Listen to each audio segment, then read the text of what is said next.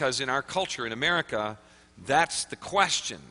The question is, well, what is God really like? And you hear this all the time, I don't believe in a God like that. Well, who is God? Who are we talking about when we talk about how God has a purpose for your life? It's not about you, it's about God. Well, the question is, God who? My parents' generation, which Tom Brokaw referred to as the greatest generation, they barely questioned the existence of God.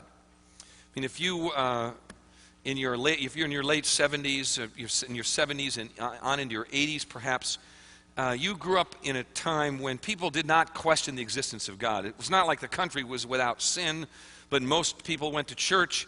And if you did question God or question the existence of God, you said very little, if anything, to other people. You didn't let people know, because atheism and alternative religions were not cool. It was not cool to believe something else. Americans were Christians, period. Now, they weren't really Christians, all of them, but that's the kind of culture we lived in. The religion of my generation, the generation of the 60s, the baby boomers, was defined by a landmark cover on Time magazine, which announced in 1965, "Is God Dead?" We actually found, we were able to recover an archival copy somehow online somewhere. Our staff found one of these, and that's the actual cover, "Is God Dead?" That was the cover of Time magazine, 1965. Anybody here happen to remember that cover? Anybody happen to remember that? And of course, it was very controversial.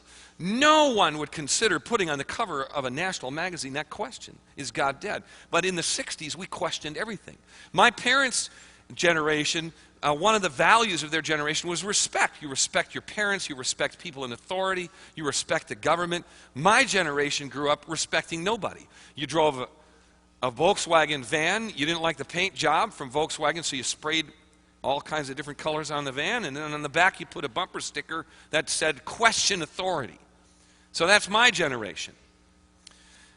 This idea that God was dead was articulated by a Harvard theologian who wrote one of the most influential books of the 20th century called The Secular City, which proposed that our world no longer considered the idea of God necessary. And in that book, he celebrated the advent of secular urban civilization and the retreat of traditional Christianity. I mean, that was a turning point. My kids' generation, we're talking about 3 generations, now we're talking about my kids. My oldest son is 32 in December. My kids' generation, sometimes called busters or Gen X, are asking the question, which God? There's been a return to spirituality. People are very interested in religion and spirituality, but not in traditional forms. My parents' generation never questioned those issues. Today happens to be my father's birthday. He's been gone about 10 years, but my dad was born on September 18th in 1921. My father-in-law was born on September 18th. It's his birthday today, too. He was born in 1917. He's been gone for some years. And in their generation, they didn't question anything. But my generation questioned everything, and now the question is, questions are good for the new generation, the question is, which God? Let me just summarize this for you. In the 40s and 50s, everybody believed in God, no questions asked. In the 60s and 70s, God is dead, and today, God who? All right? A.W. Tozer wrote, "What comes to mind when you think about God is the most important thing about you." He's a classic Christian writer on spirituality. My son is a student at a Christian university in Southern California, and they still use Tozer as one of their writers, one of their textbooks. He goes on to refer to wrong ideas about God as idols of the mind, gods that we create with our heads, gods we can feel good about, safe with. For many people, wrong ideas about God lead to dysfunctional gods, like the deities of ancient Greece and Rome, jealous, lustful, angry, unpredictable. And because of what they've heard in church, many people today think that the God of the Bible is a high-demand, legalistic, cosmic tyrant just waiting to smack you down or send you to hell. And that's the kind of God that people say, well, I don't believe in that kind of a God. And sometimes you got to say people have the right, they got the right reasons for saying that. Others think of him or her as a kind of cosmic cotton ball who, because he loves us so much, she loves us so much, she would never cross our path or stand in the way of whatever makes us happy. So people are not really clear. They kind of have to form their own ideas of God. So what do you think? Okay, what do you think about the God that you've heard others talk about? You've never really seen him. You've never really known, you don't really know who he is, but what do you think? What are the conclusions that you've drawn? What do you believe about God? In other news, President Roosevelt continues to debate Congress on the Neutrality Act. America should do something, says Roosevelt, in response to this new German aggression. And that sound concludes our news this hour. Stay tuned for more news at 3. Now we have a real special treat for you, folks. Who knows what evil lurks in the hearts of men?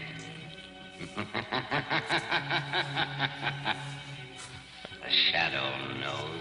And we have our Meet the Shadow sweepstakes winners in the studio with us, waiting with great anticipation to meet their favorite radio personality, the Shadow. So stay tuned, and we'll be right back after a word from our sponsors. And we're out. Good show, CJ. Wally, how many times do I have to tell you? Mention the sponsors by name. How hard is that? Why don't you come up here and try to do the news with all these late-breaking pages coming at you? Well, at least I can remember the call letters. Well, that is surprising, considering you're drunk half the time. How dare Shut you? up, I have to go to the bathroom. Back in 3 minutes. Thank you, CJ. One of these days, Wally, Excuse me. you can only push a man so far. Excuse me. What? Where are we supposed to be? Who are you? We're the Hendersons. We won the sweepstakes. We're here to meet the Shadow. Henderson, yeah. Oh, okay, I got you right here. All right, let me tell you how this is going to happen. We're going to be back on the air in less than, 3 minutes. in 3 minutes. That time, Wally's going to come back from the bathroom, say something stupid and uneducated. We're going to have you guys come up to the microphone. We're going to bring out the Shadow, and everybody's going to dance with joy. And the ratings are going to go through the roof. Got it? Got it. Great. 3 minutes, 30 seconds. Can you believe it? In 2 minutes, we're gonna get to meet the Shadow. The Shadow. I wonder what he's gonna look like. Well, I'll tell you what he's gonna look like. He's gonna be huge. Scary huge. Dressed in all black from head to toe. And he's gonna have the most beautiful blue eyes with dark wavy hair and a smile that just makes your heart wanna. Really? Actually, he probably only has one eye. The other is mangled and has a big patch over it. When he steps into a room, he'll move like Fred Astaire. Now, hang on a second. The Shadow is not like one of your soap opera stars. He's not all pretty and kissing people. He's a crime fighter. He's rough, understand? Tyler, be nice. You got him all wrong. The Shadow's a sweetheart. Do you remember that time he saved Margot from the falling bridge?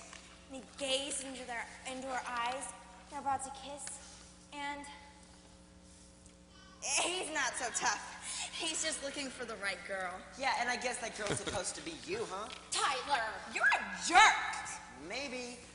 But I'm not the one who's gonna be disappointed. 2 minutes. What makes you so sure? Are you kidding me? I've been listening to the Shadow's voice my entire life. I know everything about him. And trust me, he's no sweetheart. The Shadow is a dark man with a checkered past and no patience for silly little girls. I'd advise you not to get cute with him, or else he may smote you in his anger. He may smote us? What are we, dragons? You know what I mean. No, I don't know what you mean. But what I do know is that I'm older than you. And I've been listening to the Shadow my whole life. So there will be no surprise that when he gets out here, because he's going to be sweet, charming, and terribly romantic. Will the two of you stop it right this minute? We never win anything! And here you are ruining everything with your preconceived ideas. In 2 minutes. 1 minute. In 1 minute, we are going to meet the most famous radio celebrity in the world. And the two of you are more concerned about how he's supposed to be than what you're even going to say to him.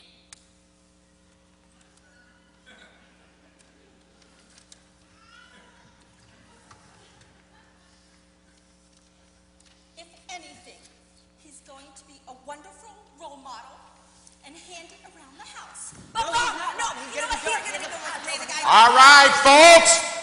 Mr. Wally's decided to grace us with his presence, so we're on the air in 30 seconds. Hey, Wally, you'll be happy to know I'm giving CJ some on-air responsibilities. Really, what's that? Mentioning the sponsor's name every time you forget. Frank. It'll be fun. Frank, don't make me strangle you in front of the Hendersons. You can forget to do stuff, she'll clean up your messes. Just like a babysitter. That's it, Frank! You want a piece of me? Well, you got it! For 6 long years, I've been taking your grief, and I am not going to take it any longer! 4. God is my witness. If you open your mouth 2, like that to and me one more we're time, on the air. Welcome back, folks, to another exciting hour of radio with your host, Wally Fern. Well, we've got the moment you've all been waiting for. We're going to introduce our Meet the Shadow sweepstakes winners to the Shadow. Are you folks excited? Why, yes, we are, Wally. Great. Well, let's have a drum roll, please. And now, the man you've all been waiting for, the protector of good, the punisher of evil, ladies and gentlemen, the Shadow!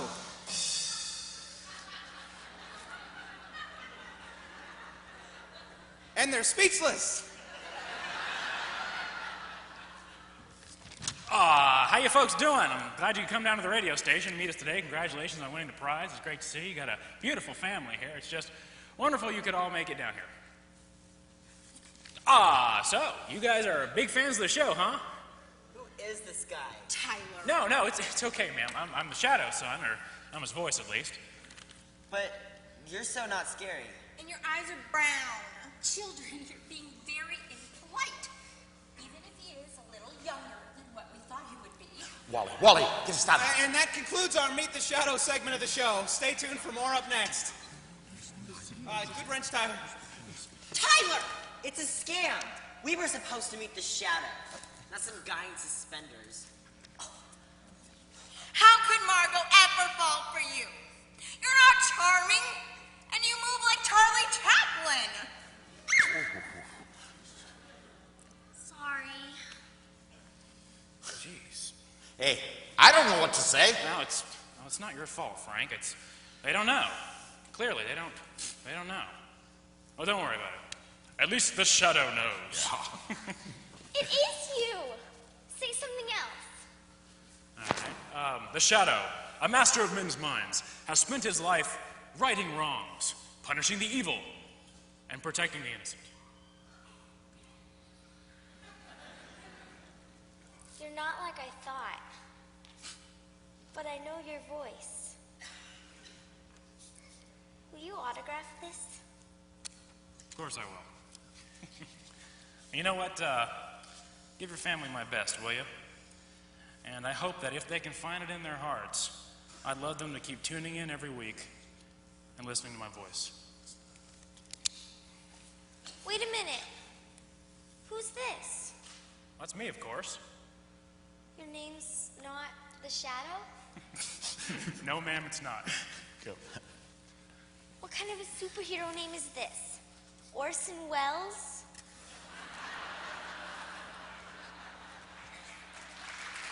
Well done.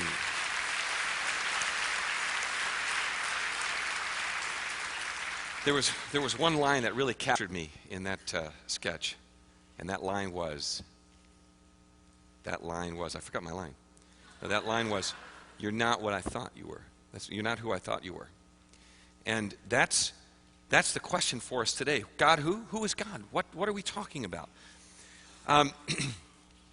When was the last time to ask this question when you had your perceptions of God challenged? I mean, who is this God? We don't like to have our perceptions challenged because we've got it all figured out, right? But what you believe about God is the most important thing about you. And I want to ask some questions. I do this little survey here at the church every few years. This is my life message. I'm going to be sharing with you today about who God is, and do this little survey every so often just to make people feel uncomfortable. I want to ask you, what's the bare minimum that you need to do to get to heaven? Like to squeak through. Okay? What is all that's necessary for you to be a Christian and have a relationship with God forever? Okay?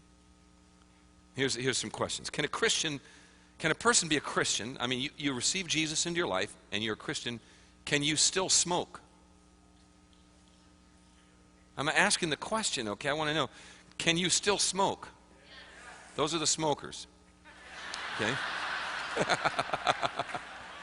The most enthusiastic, or a pack a day, okay? So you can smoke. You won't go to hell if you smoke. You receive Jesus in your life, you keep smoking, you won't go to hell. Is that right? No, but you'll smell like hell. So I make friends with I said that, yes. I make friends with the smokers, and then I make enemies. We have